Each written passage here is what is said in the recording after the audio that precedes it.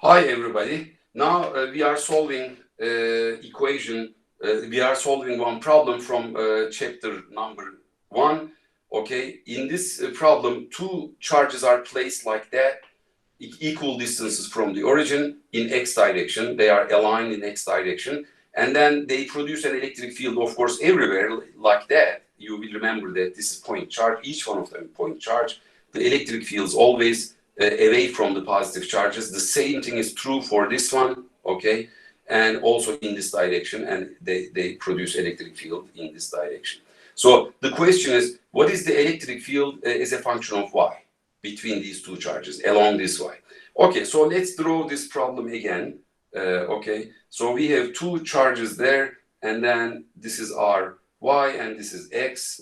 You always have to write the names of these x's. So this plus q and then plus q, and here it is the distance, and we say that this is angle theta. Of course, this is an equilateral triangle because they are giving the same distances here. This is L and this is also L. So these distances are given by L. Okay, so now look what happens. So the first charge produces electric field in this direction. The second charge produces electric field in that direction. Okay, so now what will happen? So because these electric fields are vectors, they will have x and y components. So x components will be these two. So they will cancel each other as the reasons that we explained before. So the only components which survive will be twice as much as this component right there. So that if I can get Ey, which will be the same for both charges because the charges are the same and the distances are the same, and then Ey will be the electric field times 2 times electric field times sine theta. Why? Because if this is theta, okay, and this is also theta, and as you see, sine theta is the across component, not the neighboring one.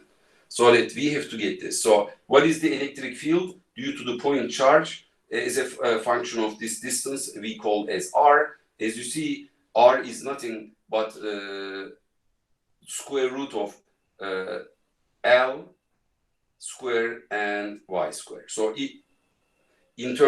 for r, we can use this, the square root of this, of course, but we will have r square on the denominator. We can directly use this one. So electric field is simply given by just k, okay, q divided by r square. Okay, but r square is just L square plus y square, so that the electric field will be just k q over y square plus L square. So this is the electric field. But we need the electric field, the y component of this electric field. Or in order to do this, I have to get sine theta. And from geometry, sine theta will be equal to, okay, y divided by r. But r is just the square root of this, y square plus L square. So when we insert this here, we have to multiply also by 2 sine theta, and E is given there. So that the electric field in y direction then will be given as 2k qy divided by y square plus L square and 3/2 power, okay? Cube root, actually. This is just the cube root of y square plus L square. Now, this is the expression that we obtain. As you see, this electric field is a function of y, and y can also be negative in this side. Okay, y is positive above axis and minus below the x-axis. As you see, when y is negative, the denominator sign doesn't change because it's y squared, but the numerator changes, so that electric field becomes minus if you go down, okay, but plus up. That's good. So now this is the expression, and the second part of the question is what at what point electric field is maximum. How do we find this? How do you find this? If there is a function, as you see, electric field is a function of y. So to get the maximum of this function, electric field in this case, okay, we have to take dEy over dy and set it to 0. Because a function if the function is passing from maximum, the derivative should be 0. Okay, so suppose that this is ey and I passing from a maximum, so that the derivative is 0. We know this. So the derivative of this ey with respect to y should give you 0. So this is what we have to do. So we have to take the derivative of this complicated function, slightly complicated, not exactly very difficult to solve. Okay, we set it to 0 and then solve it. Okay, so how do we do this?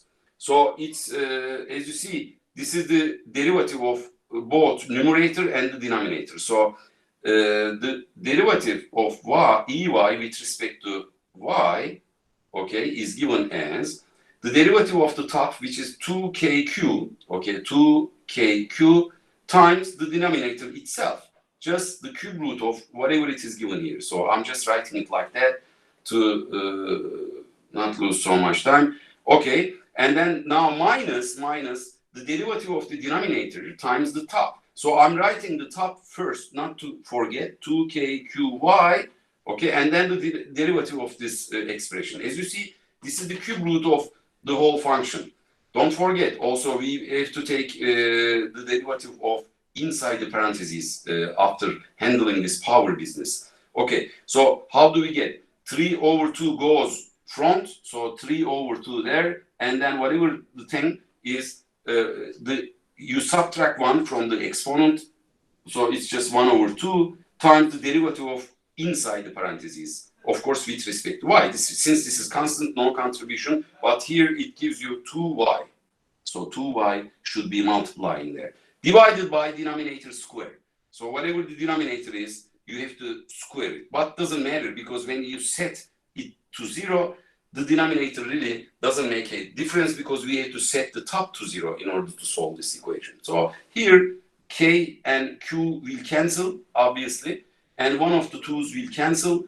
And then, as you see, this is the square root, this is the cube root. Also, square root of this function can be factored out. And then what we have is just this thing with the power of 1, because 1/2 is taken outside. So what is that? Y squared plus L squared there, okay? And then, okay, minus, since 2kq taken outside, these 2 will cancel that, and then I will have just, since this is gone, because it's factored out just like this part, okay? So basically we have nothing but just 3y squared. 3y squared, because there is y there and there is another y there, so we have 3y squared.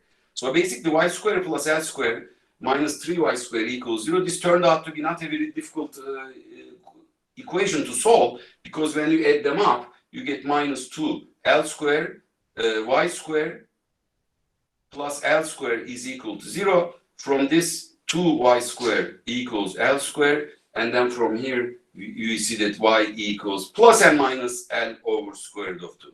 As you see, the solution of this is not only 1, because if y is minus L over square root of 2, then squaring this also get the positive thing. So because it's second order equation, we have 2 roots. Again, as before, we had 2 roots, but these 2 roots are logical or not? Tell me. I think it is logical, because now this tells you that at y equals L over square root of 2, here somewhere, the electric field is maximum, but the same distance below the x-axis also, the electric field will be maximum. What kind of graph then we have? So the graph of the electric field is like this, okay? So this is x, okay? This is x, this is y. As you see, at y equals 0, the electric field should be 0, because when you insert 0 there, okay, so the whole thing will be 0. Denominator will not blow up. We have to check this always. Okay, then electric field should be 0 there. And then we know that as y goes long distances, the electric field should, so this will be y, this will be the electric field, okay? Electric field is a function of y. So y at y equals 0, electric field is 0. but at y, these values, the electric field will be maximum, here somewhere, okay? Okay, so the electric field will be maximum. Of course, it must be like that, passing through maximum. And then as y increases, it has to go down like that, okay? And then on the left-hand side, the electric field will be this way, and then again passing through the maximum at the same value. So these are just L over square root of 2, and this is minus L over square root of 2, okay? And then again, electric field will go like that, will reduce, but it will never be able to reach the x-axis or y-axis, okay? So this is the electric field as a function of y. This is the end of the problem, so I will stop recording.